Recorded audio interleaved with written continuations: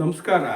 ನಾನು CB ರಂಗನಾಥ್. ಪ್ರೀತಿ ಮಕ್ಕಳೇ, ನೀತಿಕತೆ ಸಂಖ್ಯೆ 548. ಇವತ್ತಿನ ಕತೆ ಕುಂಭಮೇಳ. ಮಕ್ಕಳೇ, 2025ನೇ ಇಸ್ವಿ ಇದು. ಈ ವರ್ಷ ಜನವರಿ 13ರಿಂದ ಫೆಬ್ರವರಿ 26 ತನಕ, ಸಂಕ್ರಾಂತಿಯಿಂದ ಶಿವರಾತ್ರಿವರೆಗೂ ಸಹಿತ ಉತ್ತರ ಪ್ರದೇಶದ ಪ್ರಯಾಗ್ರಾಜ್ನಲ್ಲಿ ಕುಂಭಮೇಳ ನಡೀತು. ಅದ್ಭುತವಾದ ಕುಂಭಮೇಳ. ಇಲ್ಲಿ ಪ್ರಯಾಗ್ ಅಂತ ನಾವೇನು ಕರಿತೀವಿ, ಗಂಗಾ ನದಿ, ಯಮುನಾ ನದಿ, ಗುಪ್ತಗಾಮಿನಿಯಾಗಿ ಹರಿಯುವಂಥ ಯಾವುದು ಸರಸ್ವತಿ ನದಿಯು ಸೇರುತ್ತೆ. ಈ ಸಂಗಮ ಸ್ಥಾನದಲ್ಲಿ ಲಕ್ಷಾಂತರ ಜನ ಈ 46-47 ದಿನ ಬಂದು ಸ್ನಾನ ಮಾಡಿದರು, ಜಪ ತಪ ಮಾಡಿದರು, ದಾನ ಧರ್ಮಗಳು ಮಾಡಿದರು, ಪೂಜೆ ಪುನಸ್ಕಾರ ಮಾಡಿದರು, ತರ್ಪಣ ಕೊಟ್ಟರು. ಋಷಿಮುನಿಗಳು ಬಂದರು, ಸನ್ಯಾಸಿಗಳು ಬಂದರು, ಸಾಧುಗಳು ಬಂದರು, ನಾಗಾ ಸಾಧುಗಳು ಬಂದರು. ಏನು ಜೊತೆಗೆ ಮೆರವಣಿಗೆಗಳು ನಡೀತು, ಸಮಾವೇಶಗಳು ನಡೀತು. ಅದ್ಭುತ. ಪ್ರತಿ ವರ್ಷವೂ ಸಹಿತ ನಡೆಯುತ್ತೆ ಅಂತೇನಿಲ್ಲ ಕುಂಭಮೇಳಗಳಿದು. ಈ ಕುಂಭಮೇಳಕ್ಕೆ ಒಟ್ಟು 45 ಕೋಟಿ ಜನ ಭಾಗವಹಿಸ್ತಾರೆ ಅಂತ ನಿರೀಕ್ಷೆ ಇತ್ತು. ಆದರೆ ಅದ್ಭುತವಾಗಿ ಅದು 65 ಕೋಟಿ ಜನ ಭಾಗವಹಿಸಿಬಿಟ್ರು.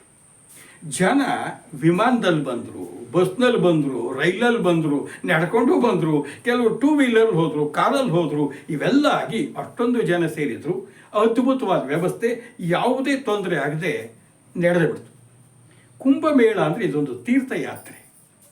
ಈ ಕುಂಭಮೇಳವನ್ನು ಯಾಕೆ ಆಚರಿಸ್ತಾರೆ, ಅದರ ವಿಶೇಷ ಏನು ಅಂಥೇಳಿ ನಿಮಗೆ ಹೇಳೋದೇ ಇವತ್ತಿನ ಕಥೆಯ ಉದ್ದೇಶ. ಕುಂಭ ಅಂದರೆ ಮಡಿಕೆ ಅಥವಾ ಕಳಸ. ಮಡಿಕೆ ಅಂದಾಗ ಮಣ್ಣಿನ ಮಾಡಿರ್ತೀವಿ, ಮಣ್ಣಿನ ಕುಂಭ. ಕಳಸ ಅಂದಾಗ ಲೋಹದಲ್ಲಿ ಮಾಡ್ತೀವಿ. ಹಿತ್ತಾಳೆ ಇರ್ಬೋದು, ತಾಮ್ರ ಇರ್ಬೋದು, ಬೆಳ್ಳಿ ಇರ್ಬೋದು, ಬಂಗಾರನೂ ಇರ್ಬೋದು. ಈ ಕಳಸಗಳಲ್ಲಿ, ಕುಂಭಗಳಲ್ಲಿ ಏನೇನು ತುಂಬಿಡ್ತಾರೆ? ಜಲಕುಂಭ ಅಂದರೆ ನೀರಿನ ಕುಂಭ. ಜೊತೆಗೆ ಯಾವುದು ಕ್ಷೀರಕುಂಭ ಅಂದರೆ ಹಾಲು, ದಧಿಕುಂಭ ಅಂದರೆ ಮೊಸರು ಇಡೋದು, ಇನ್ನು ಮಧುಕುಂಭ ಅಂದರೆ ಜೇನುತುಪ್ಪ ಇಡ್ತಾರೆ, ಘೃತಕುಂಭ ಅಂದರೆ ತುಪ್ಪ ಇಡ್ತಾರೆ. ಇವೆಲ್ಲವೂ ಸಹಿತ ಪಂಚಾಮೃತ ಅಭಿಷೇಕ ಮಾಡಬೇಕಾದ್ರೆ ದೇವರಿಗೆ ಬಳಸ್ತೀವಿ. ಆದರೆ ಕುಂಭ ಅಂದಾಗ ಇದೇನಿದು, ಇದಕ್ಕೂ ಕುಂಭಮೇಳಕ್ಕೂ ಏನು ಸಂಬಂಧ ಅಂದರೆ, ಕುಂಭ ಅಂದಾಗ ಇವಿಷ್ಟೇ ಅಲ್ಲದೇನೆ ಅಮೃತವನ್ನು ಇಟ್ಟ ಕುಂಭ ಇಲ್ಲೆಲ್ಲ ಸಂಚಾರ ಮಾಡಿದ್ದಕ್ಕೆ ಕುಂಭಮೇಳ ನಡೆದಿತ್ತು. ಏನು ಅಂತ ತಿಳ್ಕೊಳ್ಬೇಕಾದ್ರೆ ನಾವು ಪುರಾಣದ ಘಟನೆಗೆ ಹೋಗಬೇಕು. ಒಮ್ಮೆ ದೂರ್ವಾಸ ಮುನಿಗಳು ವೈಕುಂಠಕ್ಕೆ ಹೋಗಿ ಶ್ರೀಮನ್ನಾರಾಯಣನ ಕಂಡು ಅವನಿಂದ ಅನುಗ್ರಹಿತನಾಗಿ ಪುಷ್ಪಮಾಲೆಯನ್ನು ಉಡುಗೊರೆಯಾಗಿ ಪಡೆದು ಬರ್ತಾ ಇದ್ರು. ದಾರಿಯಲ್ಲಿ ದೇವೇಂದ್ರ ಐರಾವತದ ಮೇಲೆ ಬರೋದನ್ನು ನೋಡಿದರು. ದೇವೇಂದ್ರನಿಗೆ ಸಂತೋಷದಿಂದ ಈ ಪರಮಾತ್ಮ ವಿಷ್ಣು ಕೊಟ್ಟಂಥ ಮಾಲಿಕೆಯನ್ನು ಅವನಿಗೆ ಅರ್ಪಿಸಿದರು. ಈತನಿಗೆ ದುರಂಕಾರ, ಮದ ತಲೆಗೆ ಏರ್ಬಿಟ್ಟಿತ್ತು. ಆತ ಏನು ಮಾಡ್ದ, ಪುಷ್ಪ ಮಾಲಿಕೆ ತಗೊಂಡು ತನ್ನ ಐರಾವತ ತಲೆ ಮೇಲೆ ಇಟ್ಟ. ಐರಾವತ ಸ್ವಾಂಡ್ಲಿಂದ ತಲೆ ಮೇಲಿದ್ದಂಥ ಪುಷ್ಪ ಮಾಲಿಕೆ ತಗೊಂಡು ತೆಳಗೆ ಹಾಕಿ ಕಾಲಲ್ಲಿ ತೊಳ್ಕೊಂಡು ಮುಂದೆ ಹೋಗಿಬಿಡ್ತು. ಇದನ್ನು ನೋಡಿ ದೂರ್ವಾಸ ಮುನಿಗಳು ಕೋಪ ಬಂದು, ಅಯ್ಯೋ ದುರಂಕಾರಿ, ನಿನ್ನ ಎಲ್ಲ ಸಂಪತ್ತು ನಿನ್ನಿಂದ ದೂರವಾಗಲಿ ಅಂತೇಳಿ ಶಾಪ ಕೊಟ್ಟುಬಿಟ್ರು. ಮಹಾಮುನಿಗಳು ಕೊಟ್ಟ ಮೇಲೆ ಹಾಗೆ ಆಗುತ್ತೋ ಹಾಗೆ ಆಯಿತು. ದೇವೇಂದ್ರನಿಗೆ ಯಾಗಯಜ್ಞಗಳಿಂದ ಬರೋ ಪಾಲು ಹವಿಸ್ ನಿಂತು ಹೋಯಿತು. ಇವನ ಪುಣ್ಯ ಕಮ್ಮಿ ಆಯಿತು, ಶಕ್ತಿ ಕಮ್ಮಿ ಆಯಿತು. ಇವನಿಗೆ ಪೂಜೆ ಮಾಡೋದು ಕಮ್ಮಿ ಮಾಡಿದರು.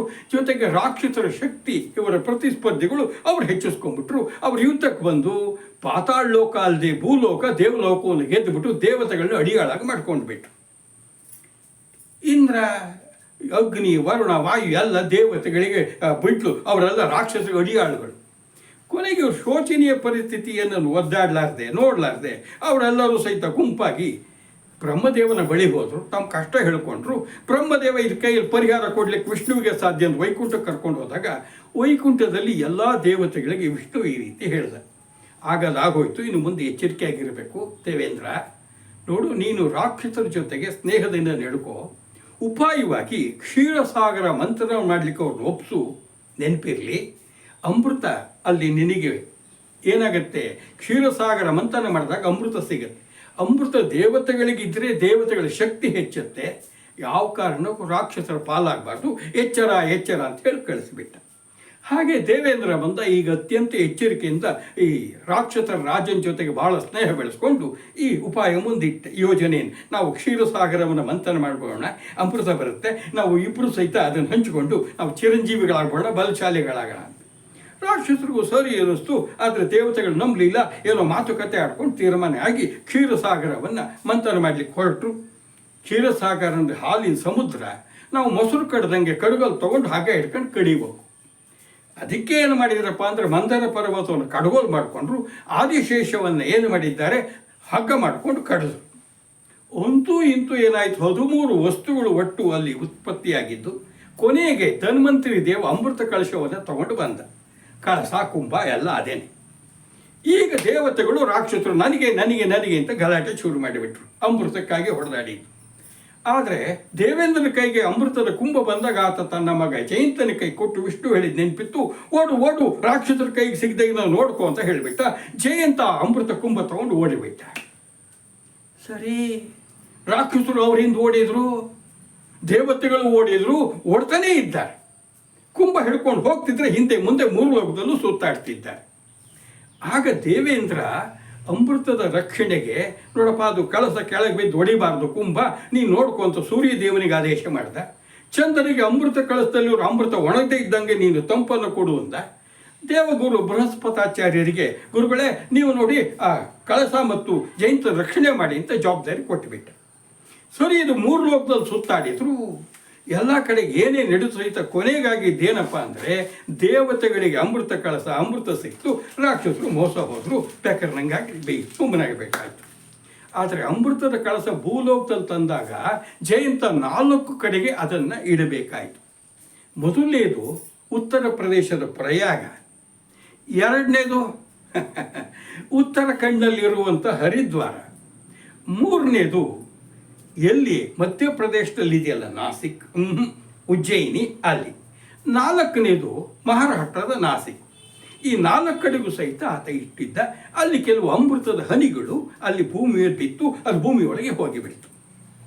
ಸರಿ, ಈಗೇನಾಗತ್ತಂತೆ, ನಮ್ಮ ಸೂರ್ಯ ಗುರು ಈ ಗ್ರಹಗಳು ಮತ್ತು ರಾಶಿಗಳು ಯೋಗಾಯೋಗದಿಂದ ಅವೆಲ್ಲವೂ ಸಹಿತ ಮಿಲನವಾದಾಗ ಆ ಪುಣ್ಯ ಗಳಿಗೆಯಲ್ಲಿ ಅಮೃತೋದ್ಭವ ಆಗತ್ತೆ ಈ 4 ಸ್ಥಳಗಳಲ್ಲಿ. ಅದಕ್ಕೆ ಏನು ಮಾಡ್ತಾರೆ, ಕುಂಭಮೇಳವನ್ನು ನಡೆಸೋದು. ಕುಂಭಮೇಳ ನಡೆಯೋದು 4 ಜಾಗಗಳಲ್ಲಿ ಅಂತ ನಾವು ನೋಡ್ಕೊಂಡ್ವಿ. ಮೊದಲನೇದು ಇದರಲ್ಲಿ ನಡೀತಲ್ಲ, ಎಲ್ಲಿ ಉತ್ತರ ಪ್ರದೇಶದ ಪ್ರಯಾಗ. ಅಲ್ಲಿ 3 ನದಿಗಳು, ಒಂದು ಗಂಗಾ, 2ನೇದು ಯಮುನಾ, 3ನೇದು ಗುಪ್ತಗಾಮಿನಿಯಾಗಿರುವಂಥ ಸರಸ್ವತಿ ನದಿ. ಹರಿದ್ವಾರದಲ್ಲಿ ಪವಿತ್ರವಾದ ಗಂಗಾ ನದಿ ಹರಿಯುತ್ತೆ. ಇನ್ನು ನಾವು ಉಜ್ಜಯಿನಿ ಅಂತೀವಲ್ಲ ಮಧ್ಯಪ್ರದೇಶದಲ್ಲಿರೋದು, ಅಲ್ಲಿ ಸಿಪ್ರಾ ನದಿ ಹರಿಯುತ್ತೆ. ಇನ್ನು ಮಹಾರಾಷ್ಟ್ರ, ಅಲ್ಲಿ ನಾಸಿಕ್ನಲ್ಲಿ ಹರಿಯೋದು ಯಾವುದು, ಗೋದಾವರಿ ನದಿ. ಇಲ್ಲಿ 12 ದಿನ ಅಮೃತ ಕಳಸವನ್ನು ಹಿಡ್ಕೊಂಡು ಈ ಜಯಂತ ಓಡಾಡಿದ್ನಲ್ಲ, ಇದರ ನೆನಪಿಗೆ ಏನಪ್ಪ ಅಂದರೆ, ಒಂದೊಂದು ದಿನ ಅಂದರೆ ಭೂಲೋಕದಲ್ಲಿ ಮಾನವರಿಗೆ 1 ವರ್ಷ, 12 ವರ್ಷ ಲೆಕ್ಕ. 12 ವರ್ಷ ಸಂಚಾರ ಮಾಡಿದ್ದರಿಂದ ಕುಂಭ ಇಲ್ಲಿ ಈ 4 ಸ್ಥಳಗಳು ಸಹಿತ 12 ವರ್ಷಕ್ಕೆ ಒಂದೊಂದ್ಸಲಿ ಕುಂಭಮೇಳ ನಡೆಯುತ್ತೆ. ಆದರೆ ಪ್ರಯಾಗ ಮತ್ತು ಹರಿದ್ವಾರದಲ್ಲಿ ಅರ್ಧ ಕುಂಭಮೇಳ 6 ವರ್ಷಗಳಿಗೊಮ್ಮೆ ನಡೆಯುತ್ತೆ. ಆದರೆ ಮಹಾಕುಂಭಮೇಳ ನಡೆಯೋದು ಪ್ರಯಾಗದಲ್ಲಿ ಮಾತ್ರ, ಅದು 144 ವರ್ಷಕ್ಕೆ ಒಮ್ಮೆ. ಅದೇ ಯಾವಲ್ಲಿ ನಮ್ಮ ಎಲ್ಲಪ್ಪ ಈ ಸಲ ಪ್ರಯಾಗರಾಜ್ನಲ್ಲಿ ನಡೀತಲ್ಲ, ಇದು 144 ವರ್ಷದ ಹಿಂದೆ ನಡೆದಿತ್ತು, ಈಗ ನಡೀತು, ಮುಂದೆ ಇನ್ನೂ 144 ವರ್ಷಕ್ಕೆ ನಡೆಯೋದು. ಅವಾಗ ನಾವು ಯಾರಿರಲ್ಲ, ನೋಡೋದು ಕೇಳೋದು ಇಲ್ಲ. ಈಗ ಇದನ್ನು ಕೇಳಿ ನೋಡಿ ಸಂತೋಷ ಪಡಬೇಕು. ಇಂತಹ ಕುಂಭಮೇಳಕ್ಕೆ ಜನ ಎಲ್ಲೆಲ್ಲಿಂದಲೂ ಬರ್ತಾರೆ. ಸರ್ಕಾರಗಳು ಅದ್ಭುತ ವ್ಯವಸ್ಥೆ ಮಾಡ್ತವೆ, ಎಲ್ಲರೂ ಬಂದು ಪುಣ್ಯದಲ್ಲಿ ಭಾಗಿಯಾಗ್ತಾರೆ ಮಕ್ಕಳೇ. ಇದು ಕುಂಭಮೇಳದ ಕತೆ. ಇದರ ಜೊತೆಗೆ ಈ ಕುಂಭಮೇಳಕ್ಕೆ ಇನ್ನೊಂದು ಹಿನ್ನೆಲೆ ಇದೆ. ಹಿಂದೆಲ್ಲ ನಮ್ಮ ಯಾತ್ರಿಕರು ಏನು ಮಾಡೋರು, ಇಲ್ಲಿಗೆ ಬರೋರು ಕುಂಭಮೇಳಕ್ಕೆ ಅಂತ ಬರಬೇಕಾದ್ರೆ ಗಡಿಗೆ ಕುಂಭವನ್ನು ಹೊತ್ತುಕೊಂಡು ರೈತಾಪಿ ಜನ ತಾವು ಏನು ಬಿತ್ತನೆ ಮಾಡಬೇಕು ಒಂದಿಷ್ಟು ಬಿತ್ತನೆ ಬೀಜಗಳನ್ನು ತರೋರು. ನದಿಯಲ್ಲಿ ಸ್ನಾನ ಮಾಡಿ ಭಗವಂತನ ಕೈ ಮುಗಿದು ಆ ಬೀಜಗಳಿಗೂ ಸಹಿತ ತೀರ್ಥ ಪ್ರೋಕ್ಷಣೆ ಮಾಡಿಕೊಂಡು ತಗೊಂಡು ಹೋಗಿ ಆ ಬೀಜವನ್ನು ಹೊಲಗದ್ದೆಗಳಲ್ಲಿ ಬಿತ್ತಿ ಒಳ್ಳೆ ಬೆಳೆಯನ್ನು ಪಡಿತಿದ್ರಂತೆ. ಆಗ ಮಾಘ ಮಾಸದಲ್ಲಿ ನಡೀತಿದ್ರು, ಅದಕ್ಕೆ ಮಾಘಮೇಳ ಅಂತ ಕರಿತಿದ್ರು. ಯಾವಾಗ 1857 ಸಿಪಾಯಿ ದಂಗೆ ನಡೀತು, ಆಮೇಲೆ ಈ ಕುಂಭಮೇಳಕ್ಕೆ ಅವತ್ತು ಮಾಘಮೇಳಕ್ಕೆ ಕುಂಭಮೇಳ ಅನ್ನೋ ಹೆಸರು ಬಂತು. ಈ 4 ಸ್ಥಳಗಳು ಅದ್ಭುತವಾಗಿ ಸಂಘಟನೆಯಾಗಿ ಇದನ್ನು ತೀರ್ಥಯಾತ್ರೆಯ ರೀತಿಯಲ್ಲಿ ನಡೆಸೋಕ್ಕೆ ಶುರು ಮಾಡಿದರು. ಲಕ್ಕ ಹೋಗಿ ಈಗ ಎಷ್ಟೆಷ್ಟು ಕೋಟಿ ಜನ ಬಂದು ಇದರಲ್ಲಿ ಪಾಲ್ಗೊಳ್ತಿದ್ದಾರೆ. ನೋಡಿ ಮಕ್ಕಳೇ, ಇಂಥ ಒಂದು ಭವ್ಯವಾದಂಥ ಹಿನ್ನೆಲೆ ನಮ್ಮ ಕುಂಭಮೇಳಕ್ಕಿದೆ. ನಾವು ನಮ್ಮ ಧರ್ಮ, ಸಂಸ್ಕೃತಿ, ಆಚಾರ ವಿಚಾರ ಇವೆಲ್ಲ ತಿಳ್ಕೊಳ್ಳೋದ್ರಿಂದನೇ ನಮ್ಮ ತಿಳುವಳಿಕೆ ಹೆಚ್ಚಾಗತ್ತೆ. ನಾವು ನಿಜವಾಗಿ ಭಾರತೀಯರಾಗ್ತೀಯಲ್ವಾ? ನಮಸ್ಕಾರ.